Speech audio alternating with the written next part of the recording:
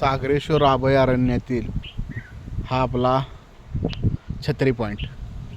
या छत्री पॉईंट आहे हा निसर्ग जाऊन देखावा आहे. इथं वेगवेगळ्या प्रकारचे प्राणी वगैरे बघायला मिळतात.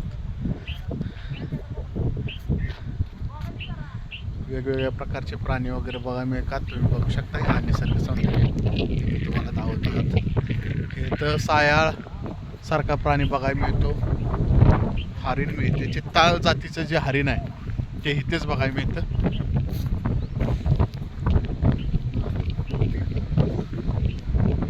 ही बघू शकताय तुम्ही निसर्ग सौंदर्य.